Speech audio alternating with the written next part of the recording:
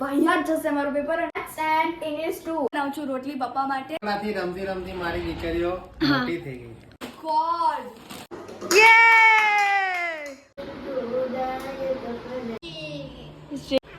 આમાં બાબુ એક ફૂલ નાખ્યું હમણાં નાખ્યું કાલે સજા છે. Hey guys, welcome back to our channel Purva Prati's daily routine and guys good morning. हाँ good morning જ કહેવાય ને હજી તો. No, it's 12:30, it's noon. Oh my god, good afternoon guys. So guys આજે સવારે થોડું લેટ થઈ ગયું હતું તો અમે vlog સ્ટાર્ટ કરવાનું ભૂલી ગયા હતા.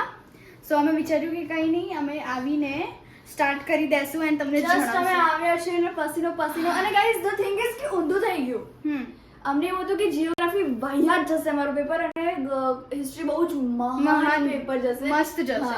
પણ જીઓ બહુ ઈઝી થયું અને થોડું હિસ્ટ્રી થોડું હા ફૂલ હિસ્ટ્રી છે ને થોડું ગાઈઝ મારું તો હિસ્ટ્રી બહુ બકવાસ ગયું, મારું બી ગયું હતું but it is not pass થઈ જઈશું. બટ જે બોલું એક્સપેક્ટેશન આવે 30 પ્લસ તો હાઈ જવા જોઈએ પણ એટલા નહીં થાય, બટ નોટ પોસિબલ. પહેલા મને જીઓગ્રાફીમાં એવું હતું પાસ તો થઈ જઈશ પાસ તો, પણ હવે 40 પ્લસ આવશે. સો ગાઈઝ આજે અમારા ક્લાસમાં સર આવ્યા હતા. હા પહેલા સર ફિઝિક્સના સર આવ્યા હતા અને ગાઈઝ ગરમી કે એનું કામ મંડે છે મેથ્સ એન્ડ ઇંગ્લિશ 2 તો એમાં અમે લોકો જશું એટલે આજેથી અમે સ્ટાર્ટ કરી દેશું.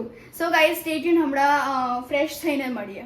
સો ગાઈઝ અમે રેડી થઈ ગયા છે એન્ડ અમે બેઠા હતા અને પપ્પા આવી ગયા છે. ગાઈઝ પપ્પા એટલો મોટો થેલો લઈને આવ્યા છે. ગાઈઝ મમ્મીને ડિહાઇડ્રેશન થઈ ગયું છે એના કારણે હું બનાવું છું રોટલી પપ્પા માટે and guys I am pro in rotli making. Yeah so પપ્પા આટલું કોણે બનાવ્યું? મેં. શું વાત?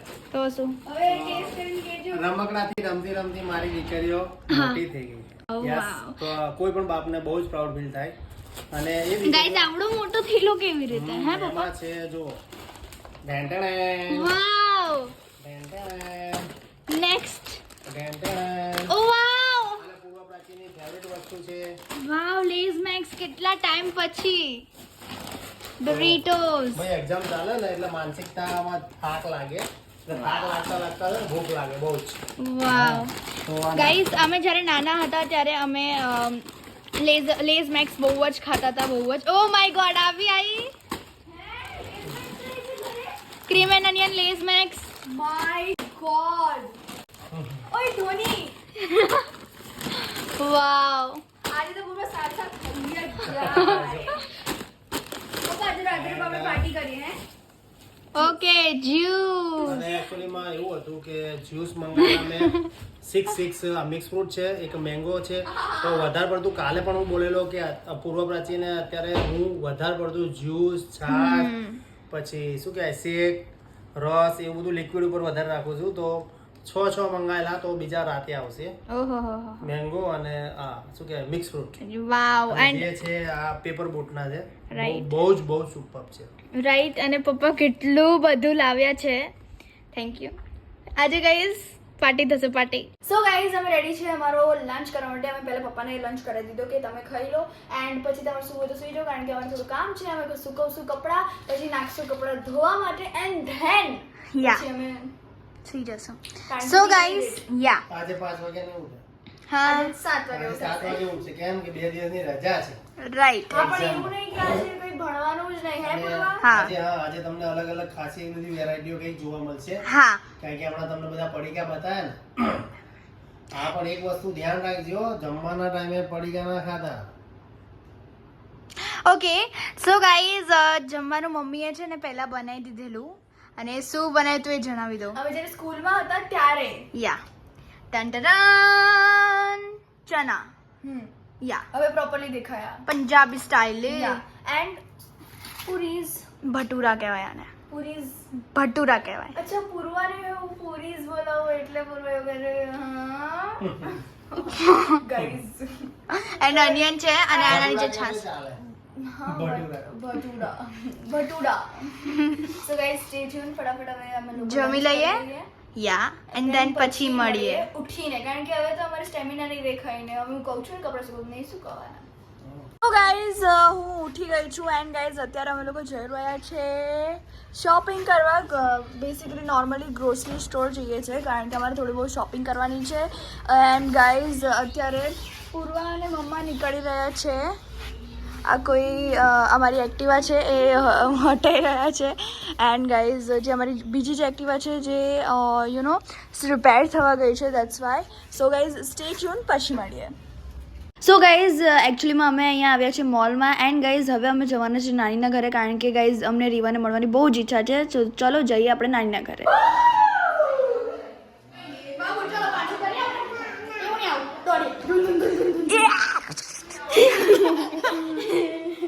સો ગાઈઝ હું અને રીવા ફ્રન્ટ કેમેરામાં મસ્તી કરતા હતા અને હું રીવાને નવી નવી ટેકનિક શીખવાડતી હતી કે શું કરવું જોઈએ કેમેરા સામે. એન્ડ ગાઈઝ અહીંયા રીવા કહે છે કે કંઈ પડી ગયું છે એનું, પણ એનું કિચન એના હાથમાં જ હતું.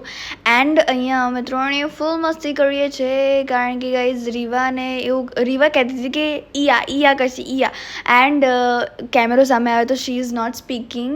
તો મેં વિચાર્યું કે ચલો વાય નોટ, હું કંઈ પણ કરીને શૂટ કરું કંઈ પણ. સો સ્ટે ટ્યુન ગાઈઝ, હવે આગળની અપડેટ્સ આપતા રહીશું.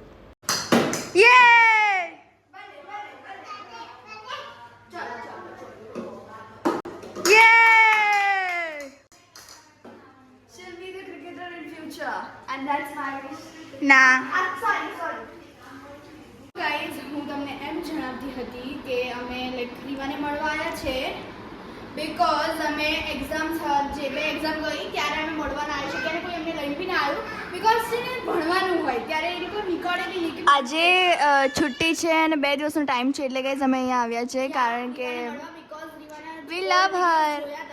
ત્યારે એકદમ નાની હતી ને ત્યારે એવું થયું કે બસ રીવાને રમાડવી છે. હા સો આવે છે ને અત્યારે આરતી કરવા બેસી છે બા જોડે. How cute guys. બાબુ ત્યાં બેસ, બાબુ જમા કરી લે. ગાઈઝ પલોઠી વાળી દો બાબુ. વાળો પલોઠી કેવી રીતે વળાય, કેવી રીતે કરાય પલોઠી? ના એવી રીતે નહીં, આમ કર દો. સો ગાઈઝ અત્યારે રીવા આરતી કરવા બેઠી છે બા જોડે.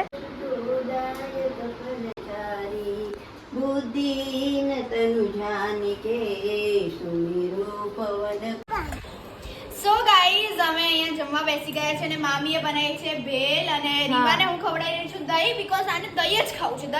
દહીં અને મમરા એ પણ સેપરેટેડ, હા, મિક્સ ના હોવા જોઈએ. થાય કેમાં ખાવાનું હોય? આમાં. બાબુ હાય કે હાય. દહીં ભાવે છે તને? દહીં